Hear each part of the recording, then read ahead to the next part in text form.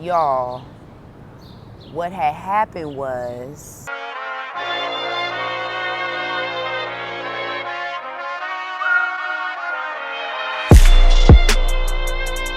what up, y'all? It's your girl, Jasmine Nicole, and welcome to Weight with Jazz, a safe space for the obese, the overweight, those who want to lose some weight, and myself to share our weight loss journeys and a little bit of my life too. Quick recap, you guys. I was 284 pounds. 12 years ago, I lost 115 pounds and managed to keep that off. However, trying to approach the final weight loss journey, I found myself at a weight stall trying to figure out what was going to work for me to get these last 40 pounds off. So I made a decision to pursue GLP-1 medication, Zepbound brand, and now currently Tirzepatide compound, which is what I'm currently on. I'm on 7.5 Tirzepatide compound. But there is some details to this because your girl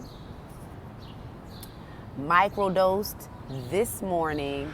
This is week 14, and I microdosed what I believe to be 5 units, which was the remainder out of my vial.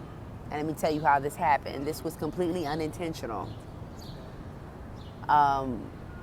So throughout the weeks, throughout the month, so the prior 3-4 weeks, I'm thinking I am injecting my 37.5 units of the 7.5 Tirzepatide compound. I didn't realize this towards the end, until toward the end of the fourth injection. So as I'm pulling through on the fourth injection, extracting the medication, and I'm matching it up to the syringe points, I noticed, I'm like, it's still some in this vial. I actually went down to the 37.5 on the 4th week. This is the 4th extraction, right? But then I noticed, I'm like, oh, it's still going. I'm wondering, why is it still going? Why am I still able to pull past 37.5? Mind you, I decided to stop at the 37.5 and just inject that 37.5, and I left the remainder in the vial. After deep reflection and just kind of backtracking my thoughts on the injection the prior week and the week before that, I'm like, it looks like I've underdosed myself unintentionally. Like, I underdosed myself the amount of units by mistake. I probably was an oversight. I'm thinking in my mind that I know it's 37.5. I don't have to keep looking at the box. So I'm just, moving, doing my regular routine. I know how to get the compound ready for injection. So, I'm pretty much swiftly moving through this. I'm not double checking because I'm thinking I've done this so many times, I already know. Mind you, I'm shorting myself at least 1.4 units each week. So I pretty much was injecting about 36.1-ish or 2-ish units, leaving a leftover. So that's a leftover for a 5th week. So what I did today was inject that leftover, and I believe that was 5 units, because that's what I was able to extract in the syringe. And I believe those 5 units equated to 1.4 milligrams of Tirzepatide compound. I had a whole equation configuring in that. Pretty much, multiplying the units times the decimal percentage.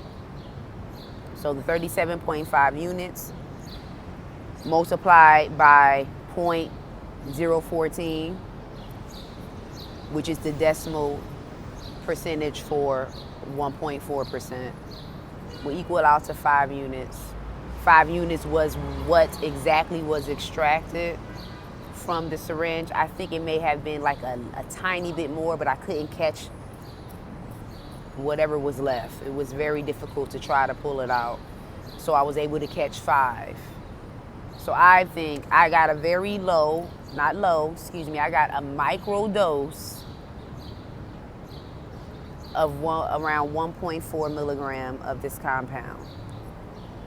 So I'm excited about this. Even though this was done inadvertently, I'm excited about it because this is like experimentation. I want to see what happens this week by me operating on such a micro dose. So I'm on a 1.4 milligram micro dose of 7.5 Tirzepatide compound. So I'm only took a very, very small fraction of that 7.5. I took a 1.4 milligram because that's what was left over in the vial. I just did my best to take what was left in the vial and to compute the units. So I'm going to pay attention to this very closely, guys. I'm not going to be giving all the information within this video because I want to pay attention closely to differences as each day goes by while I'm on this week. I want to accurately track my suppression on this microdose and my feelings of comfort or discomfort or whatever. And that's going to be up and coming on another video. But so far, so good. I still continue my regular routine. I have a coffee in the morning, a half of a decaf coffee, and I have protein inside of that coffee. I put the tasteless protein into that coffee. So usually maybe it's about 12.5 milligrams of protein in it. Maybe a little bit more depending on, how much I feel like putting in. And then really I just end up drinking half of it. I don't really drink the entire small coffee. I drink half of it. So I'm only getting half of the protein that I did put in. So I did that today and that was fine, and that still held me over. Held me over into my regular period of fasting. I don't really feel any type of, interference gastric-wise, like discomfort. What I can say, though, is that I do not have, at this time, I have not experienced belching. And that's what I usually experience when I, definitely on injection day, I experience belching. Not too long after the injection, and pretty much periodically throughout the day, I have belches. I have not. So I can say just based on that, the first day, we're going into the evening, most of this day, the side effect of belching was pretty much eliminated. I did not have any nausea or any hints of nausea at all so far. But most important question you're probably wondering is, how is the suppression? I was still able to maintain my fast, and I still haven't eaten yet. I'm going to eat. Am I hungry? No, I kind of feel like it's similar to what I was on under the regular dosage. But maybe that's just because it's the first day. Remember, when you inject the first day, everything may be on point for the first couple of days, and then stuff start getting a little funky as you go through the week into the midweek. But I don't know, for some reason, I don't think that's going to be the case here. This microdose so far seems to be mild. I can still pay attention to hunger cues and food noise. I can still tell the difference between the two. And as of now, I definitely haven't had any food noise. And I know it's time for me to eat because I'm past my fast. So I'm getting a little crampiness in my abdomen, but I think that is relative to a hunger cue because it's time for me to eat something. So that's my hunger cue to eat. Stomach cramping a little bit. I need to put something in it, but there's no nausea as of yet and no belches. So I think, so far so good on this experimentation from microdosing. So this was, so far, it's looking like it's going to be a successful experience with a microdose of a Tirzepatide compound. I'm excited, y'all, because I'm just like, I'm excited to share this with you guys. I'm excited to be at this level, approaching maintenance and trying to, get my hand around effectively maintaining this weight loss without stress, without too much confusion. Just to transition into this nice and smoothly through trying out alternate dosing methods. So this micro-dosing method was not planned. It just happened, y'all. I happened to just stumble across. My initial plan was to do the split dose, and that still is my plan after this week. But I had this little bit of leftover, and might as well had injected this microdose as a dose for the 5th week. So that's what this is. I'm feeling great about it though, because I'm just feeling so confident in my lifestyle choices and my routine and what I know now. I feel so confident in keto. That's a whole nother video I want to do, y'all. I am excited about keto. I like keto. I know there's mixed feelings about it, okay? I don't know if I understand the mixed feelings. I just know the one feeling I have is that this concept of eating, this lifestyle concept of eating is super effective. And it is super satiating if you know how to do it right. I mean, I have my pescatarian keto keys on deck, okay? I know, no, these are not recipes, but I know how to make recipes out of these. I know I needed to list, I need to know what bread sources that I can have so that I can still be in comfort and not feel like I'm deprived, so I need to list all my keto bread sources, my keto cracker sources, what source of a cracker has amount of carbs but almost an equal amount of fiber to cancel out the carbs, leaving you the low net carb. I'm looking at this kind of like, I don't know, is this just me? It's like a game. Like, I'm telling you, I feel like with some foods, keto foods, I hit the jackpot. When I made a super bomb protein sandwich, I had a plant-based piece of gardening meat, okay? And I know the carb in that was about 22. All right. I don't go below 50. I'm sorry, I don't go above 50. So I stay 50 and under each day. So I had this banging sandwich, plant-based, 22 carbs in the meat. Had some keto bun thins. I can't remember, but I know they canceled out to be like, the fiber in it canceled the carbs out to be about 2 net carbs. And the bread was dense and it tastes good, okay? So I was able to pair that sandwich together and pretty much omit a whole bunch of the carb out of the bread and still be left with the fiber and high protein in the bread without spiking my blood sugar. Jackpot. And I still had carbs.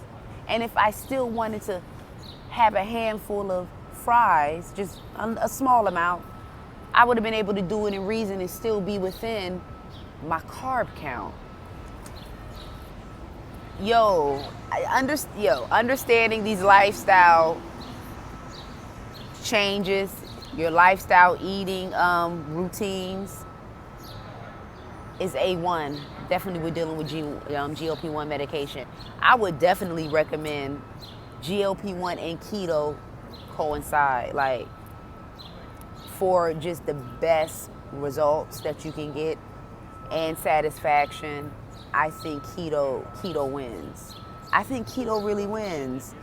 I mean, y'all can give me your opinion. I know some people have beautiful dreams and nightmares in regards to keto, but I really can't rationalize that disdain for keto after knowing what I know. I mean, the pastas, you know, hearts upon pasta, zucchini pasta, squash pasta, cauliflower rice, cauliflower mash, cauliflower pizza crust, lupin flour, 2-net carb flour, bamboo fiber flour, 0 carb. You can use to bake, use to fry. And then, of course, your personal choice of proteins. All right. Y'all, keto is it. That's all I'm going to say, y'all. I'm new to the keto game, but after all I've indulged and I've been practicing since being on GLP-1 medication, I'm really comfortable with keto. I can see how people can do keto as a permanent lifestyle change. This is a lifestyle eating regimen. This can be permanent. I can see that. Some people like permanent. No, keto is short term. I can't maintain it. I don't see how it cannot be maintained if you know what to eat, where to get your products, and understanding how keto works, how keto carb cancellation works with fiber, therefore not striking your blood sugar and prompting you to want to eat more because you were eating all these carb-rich foods. So it prompts you to want to eat more. No, you cut that out because the fiber canceled that out. And the fiber is going to make you full longer. Y'all, whoever came up with the keto concept, well done. I'm new to this, but like, it makes so much sense. And I've been practicing it all this time. I can't think of not incorporating keto in my life. I'm gonna be honest with you. This is it. I mean, I'm cool with it. And I still maintain the weight I need to maintain. Keto and intermittent fasting. That's where it is for me. I don't know where it is for you, but I would suggest that play with that. But I would suggest you entering into the world of ketoism and intermittent fasting as lifetime weight management tools. Yo, I'm sorry, I didn't mean to turn this into a keto endorsement video. I just wanted to share the good news, you know, because as I'm trying to figure out how can I be on an eating lifestyle plan that makes me feel satiated, doesn't make me feel like I'm pulling my freaking locks out because I can't get the macro count down. I can't eat enough macros to be satiated. I feel like I'm constantly up in the air on what to eat, when to eat, all that.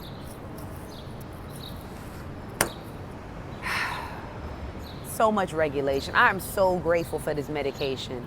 It's all I can say. This medication, like I said, I'm going to reiterate it, has introduced new ways of eating to me.